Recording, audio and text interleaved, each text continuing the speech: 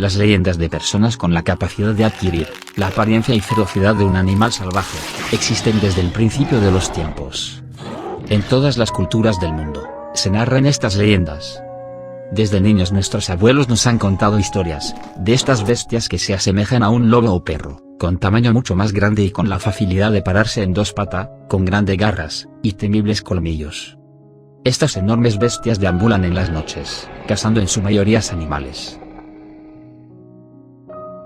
Francia, 1764. El país se encuentra a las puertas de una revolución, que transformará sin remedio el Estado, y los poderes de la nación.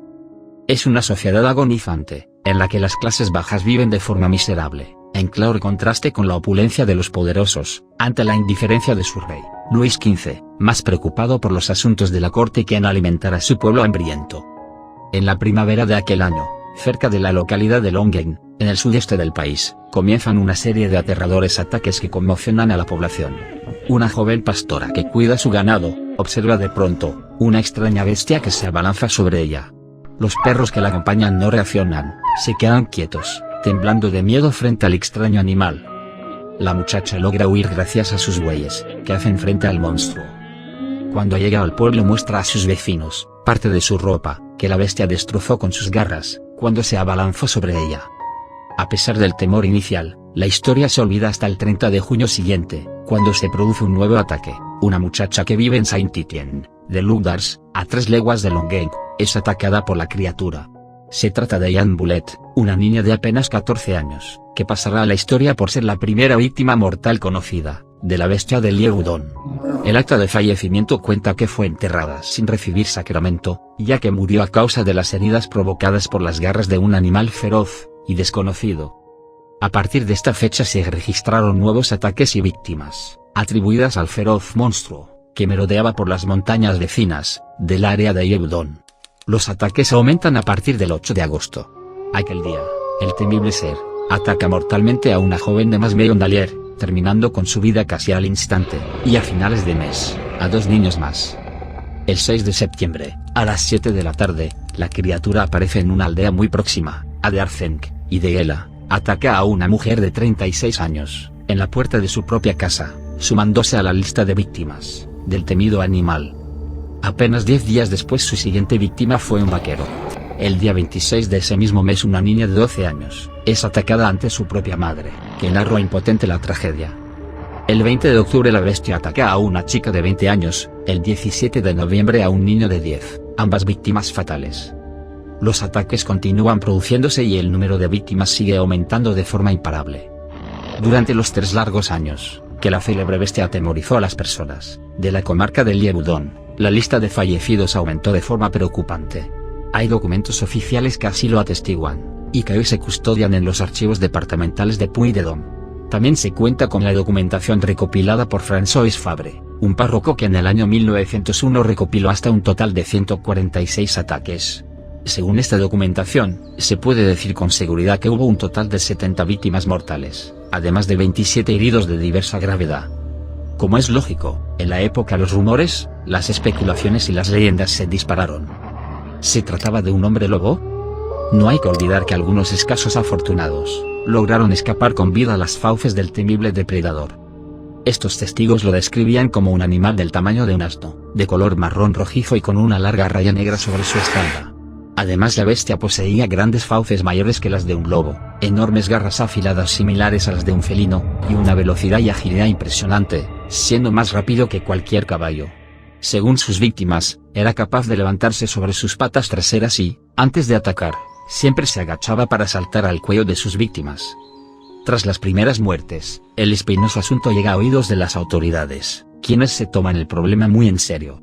El señor Lafont, abogado en Mende, y representante del intendente del Languedoc, da la voz de alarma a los dragones del rey, un grupo de élite, y el monarca responde enviando a 4 escuadrones desde la población de Longueuil.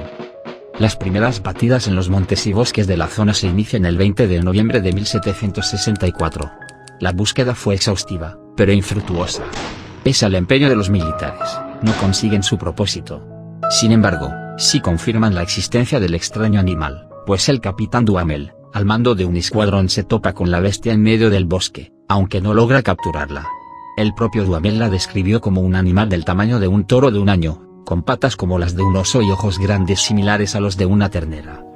Los caballeros, que en un principio son bien acogidos, con la esperanza de que acaben con la amenaza del temido ser, se van ganando poco a poco el rechazo de la población. Los lugareños descubren pronto que los militares no solo son incapaces de acabar con la criatura, sino que además suponen una carga para su propia subsistencia. Este hecho, añadido a la brutal actitud de los soldados, motiva el repliegue de los escuadrones a su acuartelamiento. De ese modo, los dragones del rey abandonan la comarca, con una larga lista de lobos muertos como único éxito. Para entonces, el asunto de la bestia se ha convertido ya en toda una cuestión de estado para el rey Luis XV, quien ve con enojo cómo se burlan de él en el extranjero, cuestionando su capacidad para acabar con un pequeño problema. Del mismo modo, la oposición al monarca comienza a criticarle duramente, y encuentra un nuevo motivo para atacar su política, en la Francia de la época.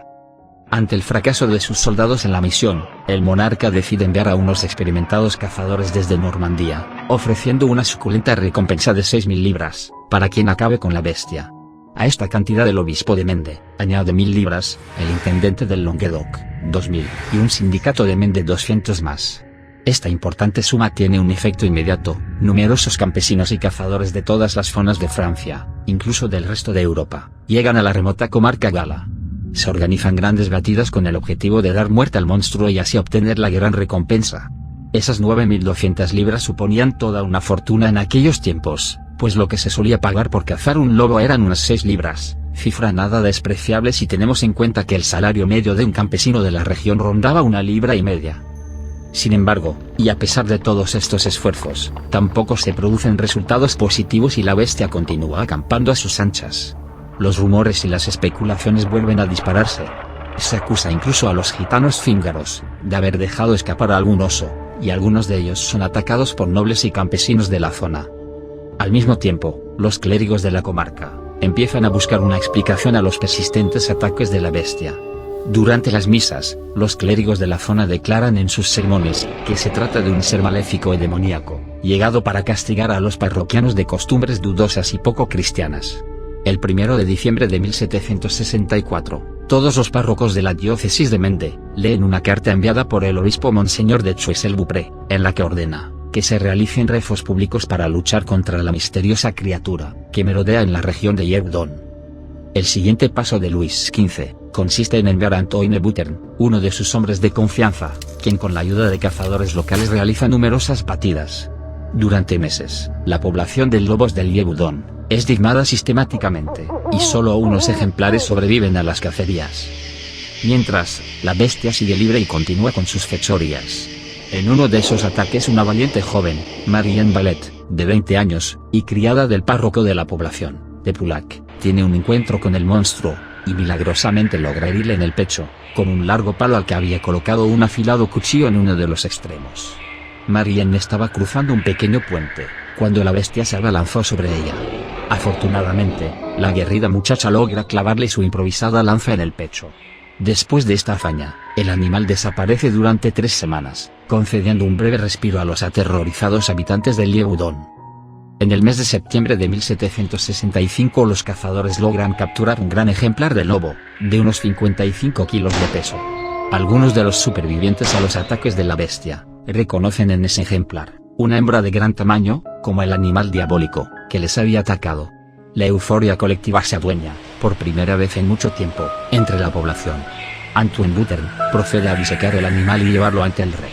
Una vez en Versalles, el gran lobo, maquillado y retocado para la ocasión, es expuesto en los jardines. El rey y su corte se ríen de los campesinos que estaban aterrorizados por un simple lobo. Un animal de gran tamaño sí, pero lobo al fin y al cabo. Antoine Buttern recibe de manos del rey una distinguida condecoración, la Cruz de San Luis, y el monarca da por eliminado el problema de la bestia. Se produce así una temporada de calma en el Yverdon. Sin embargo, en marzo de 1766, regresan las muertes a la comarca, y la sombra de la bestia acecha de nuevo a sus habitantes. La pesadilla, que se creía olvidada, vuelve a cernirse sobre los prados y los montes. Con las nuevas víctimas, regresan los rumores y el pánico se extiende, otra vez, por todo el Yverdon. A mediados de junio de 1767, se organiza una romería en Brasalier. En esta celebración religiosa se encuentra un viejo cazador de cierta cultura, llamado Ian Chastel. Por aquellas fechas, algunos rumores señalan a su hijo, Antoine Chastel, como sospechoso de instigar y controlar al temible animal, amparado por un noble de la región, el marqués de Acher. El joven Antoine vivía en un bosque, aislado del resto de las personas, y en compañía de animales. En la romería de Brasalier, su padre, hombre profundamente religioso, hace bendecir 3 balas de plata obtenidas de fundir 3 medallas de la Virgen. El día 18 de ese mes de junio, un niño de la aldea en la que vive Chastel, muere tras ser atacado por la bestia, y al día siguiente, el cazador participa en una batida, en el bosque de Teinacere, en las faldas del monte Mouchet, junto con otros cazadores y el marqués de Acher. Según las crónicas, Chastel acude a la cacería con su escopeta y un pequeño libro en el que recita en voz alta letanías a la Virgen. En un momento dado, la bestia aparece ante él, sin dar muestras de querer atacarle. Chastel y otro cazador abren fuego sobre el animal, acabando con su vida y poniendo fin a una pesadilla que se ha prolongado durante 3 largos y terribles años. La noticia corre como la pólvora y Chastel se convierte en héroe.